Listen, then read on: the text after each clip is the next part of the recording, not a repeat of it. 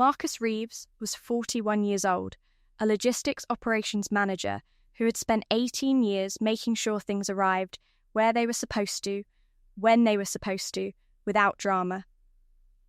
He was the kind of man who solved problems before anyone knew they existed. He was careful by nature and methodical by practice.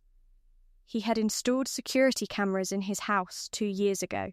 After a break in 3 Doors Down, because that was the kind of thing he did, he identified a vulnerability and addressed it before it became a problem. He had no idea, when he installed them, what they would eventually need to document. On a Tuesday evening in September, his wife Keisha struck him across the face in the kitchen of their home. Then, she walked to the counter, picked up her phone, and called 911. She told the dispatcher that her husband had attacked her. She described injuries she did not have. She was calm on the call in a way that told him, even in that moment, that this had not been impulsive. She had no idea what the cameras in the kitchen had just recorded. Before we jump into the story, comment where in the world you are watching from and subscribe because tomorrow's story is one you need to hear. The kitchen light was on. The window over the sink was dark. Full September night outside by 7:30. Marcus had come in from the garage, still in his work clothes, jacket over one arm, setting his keys in the bowl on the counter the way he did every evening, the exact same motion he had made for 7 years in this house. Keisha was at the table. She had been there when he came in. She had not looked up. He had asked if she had eaten. She had said something that was not an answer. He had opened the refrigerator and been standing with the door open, looking at what was in it when she stood up from the table. What happened in the next 40 seconds he would describe later to his attorney with the same precision he brought to everything, in order, with the exact details, without addition or subtraction. She had crossed the kitchen toward him. She had said his name once. He had turned. She had struck him with an open hand across the left side of his face. He had stepped back. He had not raised his hands. He had not touched her. He had said her name. She had already turned and was walking toward the counter. He stood there. His face registered the impact the way a face does. He did not move toward her. He did not say anything else. He stood with the refrigerator door still open and the cold air moving past him, and he looked at her and he understood, in the specific way that certain moments make themselves immediately legible, that this was not an argument. This was a setup. He closed the refrigerator door. He set his jacket on the counter. He stood very still. She told the dispatcher she was afraid. She said her husband had pushed her and grabbed her arm, and she had marks. She turned to face him during the call. Her expression was the expression of someone who had rehearsed this. It was steady. It was prepared. He looked at her across the kitchen. He looked at the camera mounted in the upper corner above the cabinet where he kept his thermos. He had positioned it there because it covered the kitchen and the hallway door. He had tested the angle when he installed it. It had a clear line of sight to everything that had just happened. He did not look at it long. He looked back at Keisha. He did not tell her the cameras were recording. He did not say anything.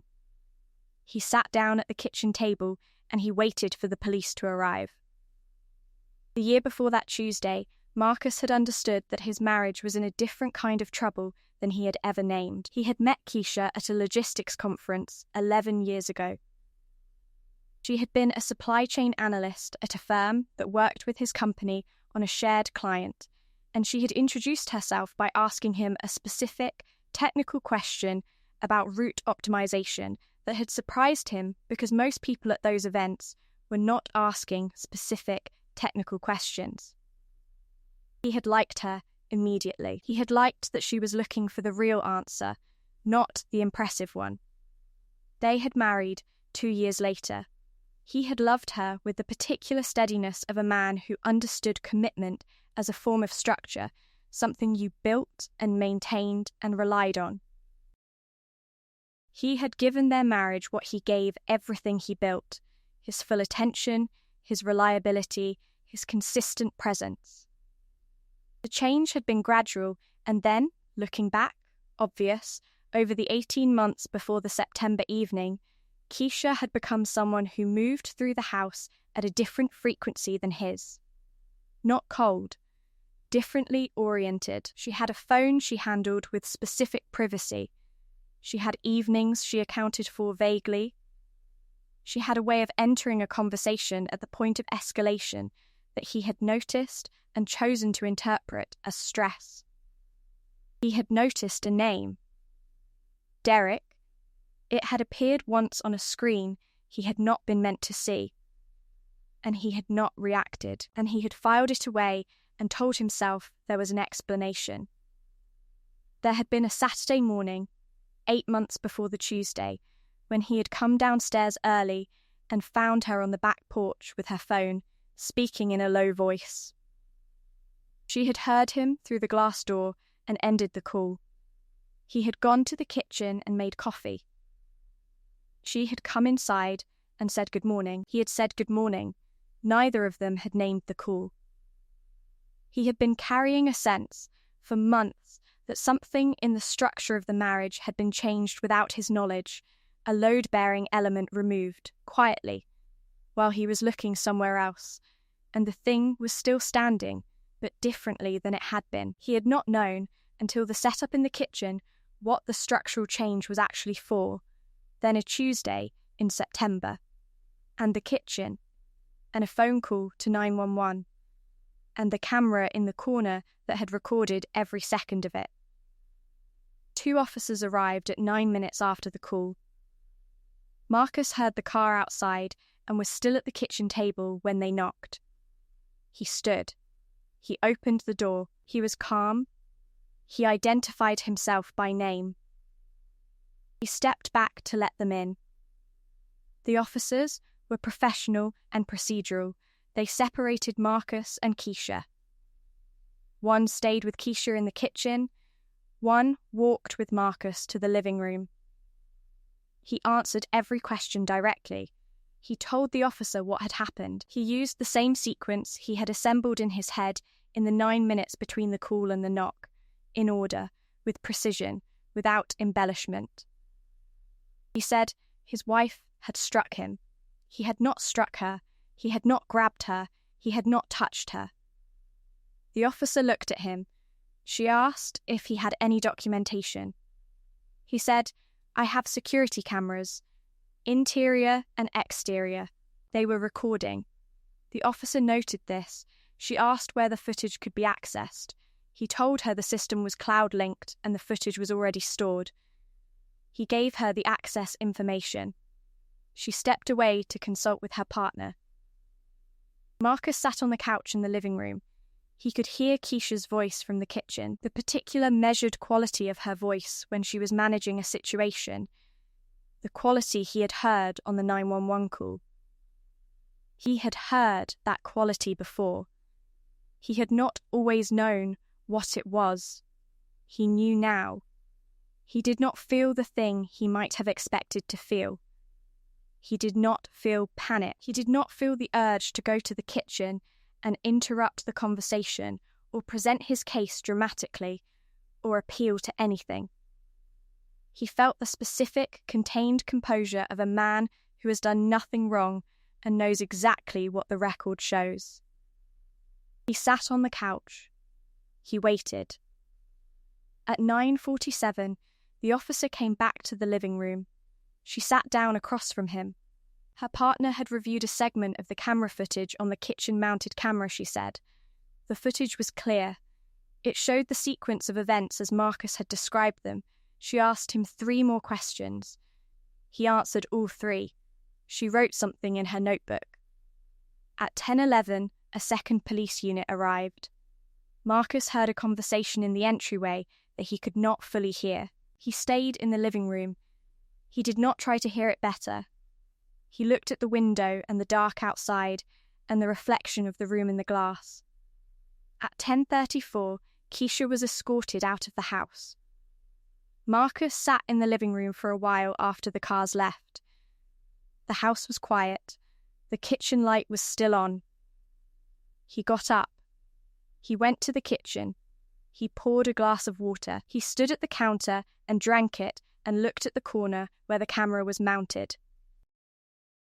He had bought that camera system on a Saturday afternoon 2 years ago from an electronics store on the other side of the city. He had carried it home in the back of his car. He had installed it himself, with a ladder and a drill and the patience that everything required when you were doing it correctly.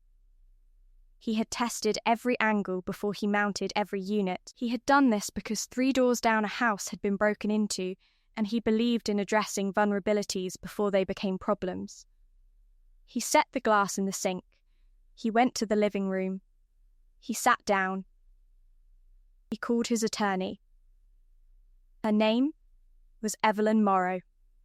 She was 59 years old, a family and criminal defense attorney who had been practicing in Atlanta for 31 years. A woman with natural silver locks pulled back cleanly, reading glasses on a chain, and the particular quality of stillness that belongs to people who have spent 3 decades in rooms where the stakes were always real. She did not dramatize. She did not add weight to information that already had its own weight. She called early in the mornings and spoke precisely and always told you what you needed to know before she told you what you wanted to hear. Marcus had used her for a contract matter 4 years ago. He had kept her number because she had been exactly what she appeared to be. She answered on the second ring. He told her what happened. He was precise. He described the strike, the 911 call, the officers, the footage, the escort, everything in order without editorializing in the same sequence he had already assembled twice. Evelyn listened to all of it without interrupting. When he finished, she was quiet for 3 seconds. The footage, she said. It's cloud stored and you gave the officers the access information? Yes, what's the camera system? He told her. I know the system, she said. The timestamp architecture is solid. The footage is admissible and difficult to challenge on chain of custody because of how the cloud storage works. A pause. Is there any angle the kitchen camera didn't cover? He described the exact position, the angle, what it would and would not capture. It captured everything you described? Everything, he said. She was quiet again for a moment. All right, she said. Don't touch the system. Don't access the footage yourself tonight. Don't call her. Don't call anyone who might call her. I'll be at your house tomorrow morning at 7:30. A pause. Are you physically okay? Yes, he said. Get some sleep, she said. She hung up. He looked at the phone for a moment. Then he turned off the kitchen light. He went upstairs. He lay in the dark of the bedroom that still had her things in it, the specific objects of a person who had not planned to be gone, and he let the weight of the evening settle into its actual shape. He had done nothing wrong. The record showed what had happened. He had installed cameras 2 years ago to protect a house from a break-in. The house had been broken into anyway, but from the inside by someone who had a key and had learned the layout. He had not seen that specific vulnerability coming. He had been watching the wrong door. He thought about that for a while. Then he slept. He didn't move fast. That was Evelyn's first instruction, and it was consistent with everything he already understood about the kind of situation this was. She arrived at 7:28 the following morning, 2 minutes earlier than she had said. She had a bag with her and a thermos of coffee she had made at her own house, because she said she never trusted the coffee at other people's houses until she'd had it. She sat at the kitchen table. She looked at the camera in the corner without commenting on it. She reviewed everything. The full camera footage, accessed through the system on his phone, which she reviewed herself without asking him to navigate it for her. She was quiet while she watched. She watched the relevant segment 3 times. She made 2 notes. Then she put the phone down and looked at him. "The footage is conclusive," she said. "It shows her crossing the kitchen toward you, the contact, your non-response, and the 911 call. There is no frame in that footage that supports her account." He nodded. "There's more," she said. She had spoken that morning before coming over with a contact in the city attorney's office. A domestic violence false report case required certain documentation thresholds. The footage, she said, met those thresholds. The officer's notes from the previous evening, which she had also reviewed through proper channels, were consistent with the footage and inconsistent with Keisha's statement in 3 specific factual details. She described injuries, Evelyn said. The responding officer noted no visible injuries at the time of the call. That's in the report. Marcus looked at the table. "The financial accounts," Evelyn said. "Are any of your joint accounts accessible without both signatures?" He told her what he knew about their accounts. She asked 3 specific questions about the structure. He answered all 3. "Before this gets further into the legal process," she said, "I want you to have a financial picture. Today, not next week." She set a business card on the table. "This is a forensic accountant. He's thorough and he's fast. Call him this morning." He picked up the card. "One more thing," she said. She folded her hands on the table. "Derek Sims." He looked at her. "I asked a colleague who knows the family law side of this city," she said.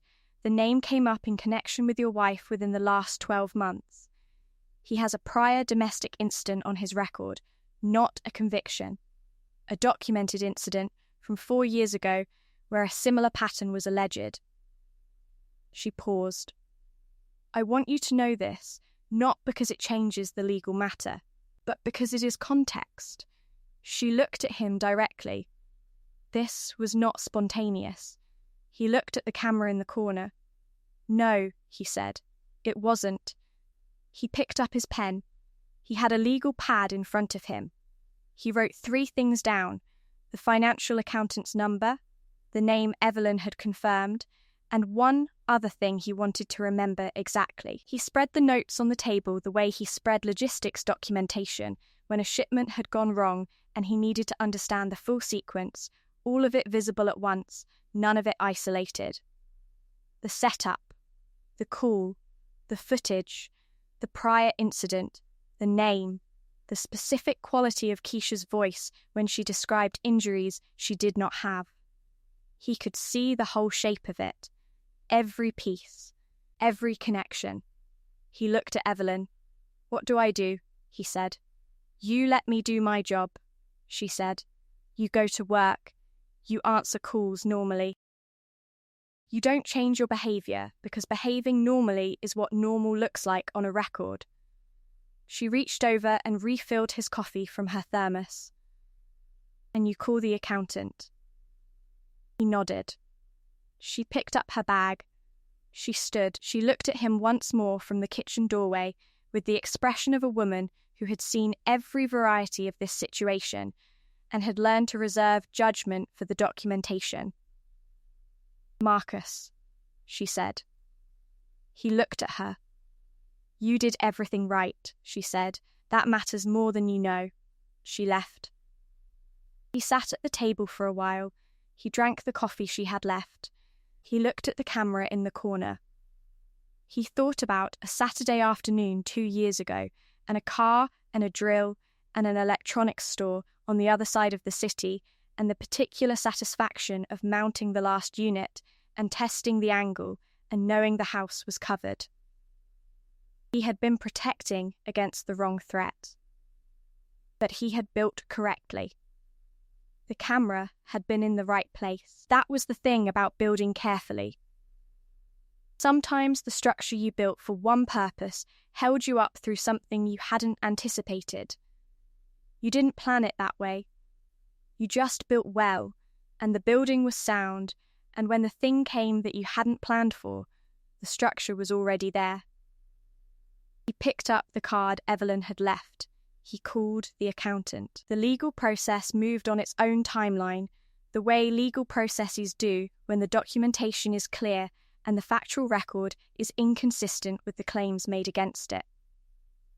Evelyn handled everything with the methodical precision of someone who understood that the difference between a matter resolved correctly and a matter resolved quickly was usually about 3 weeks and several documents. The false report finding came through in 6 weeks.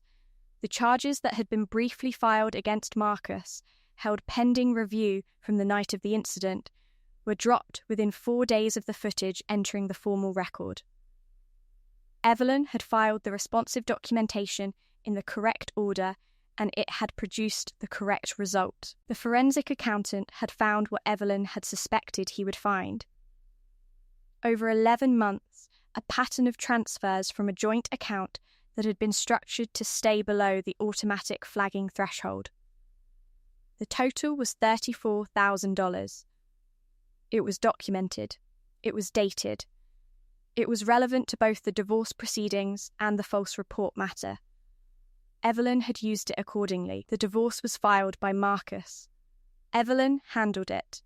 The proceedings were not fast, because they rarely are, but they were clean, meaning the documentation was strong and the factual record was consistent, and every contested claim on the opposing side eventually ran into a date or a dollar amount or a camera timestamp that said otherwise. Marcus received the house in the settlement. He had paid for the house. His name had been on the deed from the day of purchase. Evelyn had made it clear early in the proceedings that the house was not in question, and she had been right. He changed the security camera system to a newer model in the spring.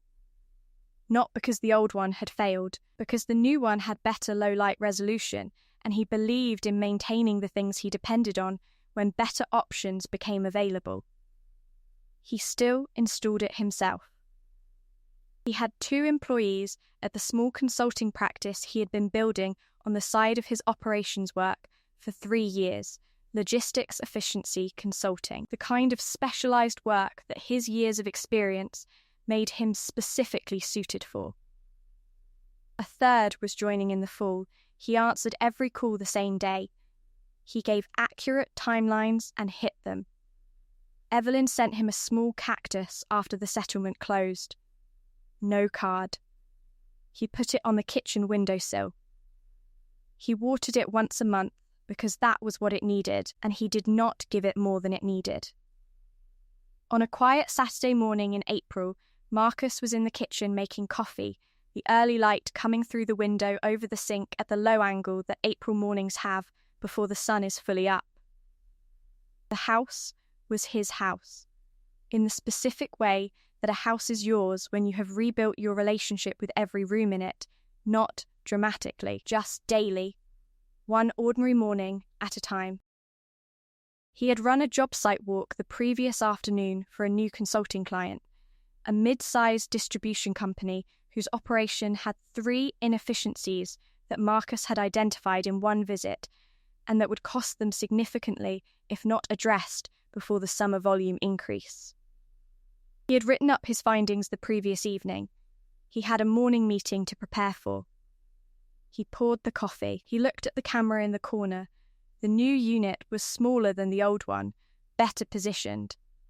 He looked at it the way he sometimes looked at it now, not with anything specific, just with the particular awareness of a man who knows what the record holds.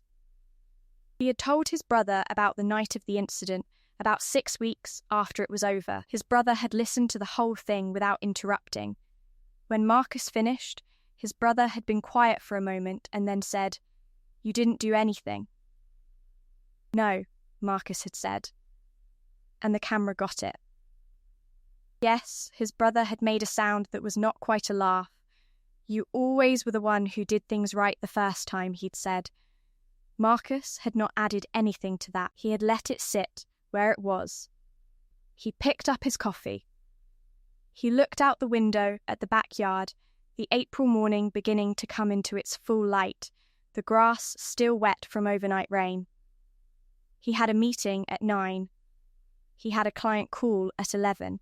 He had a Saturday that was his, structured the way he structured things. Not overcrowded, not empty, just arranged so that what mattered had space to be done properly. He drank his coffee. He thought about nothing in particular. He went to his desk. He opened the file. He began to work. I hope you enjoyed that one. Be sure to like the video and subscribe so you don't miss the next story. I've picked out 2 more for you that I think you'll really like.